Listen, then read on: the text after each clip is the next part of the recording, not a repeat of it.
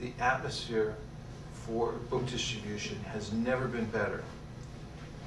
After 9/11, I was stopping people on the street corner in New York City, and other cities as well, who would, like a magnet, attach themselves to me and want to know, do you have something real here that will help me?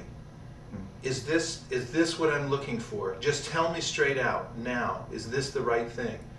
And I felt, of course, fully confident to stand with them and present this. I had people break into tears when I was talking to them and tell me their life story and how much they were suffering. In fact, any book distributor who goes out meets people like that on a regular daily basis that are dying to get the books, that are looking for this. As Prabhupada says in his poetry, Vrindavani Bhajan, or one of the poems that he wrote on the disappearance of his spiritual master, he said that people are sitting in their houses and they're looking down the street waiting to see, when will Nitai and Gaur come to save me? And when we go door to door to people's houses and we look in, at first when I went door to door I was thinking, well, maybe people will be disturbed, maybe that, you know, I'm cutting in on their personal time. You know what everyone's doing? They're watching television and they're bored stiff. And when you show them a Krishna book, a Bhagavad Gita, they become so happy. And it's true what Prabhupada said. They are looking down the street waiting for Nitai and Gaur to come and save them.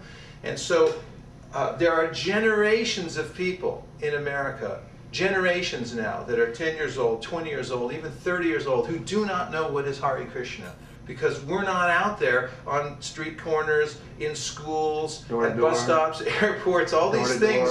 We think, sometimes devotees think, oh, this is a negative thing that we're out in public. It's completely the opposite.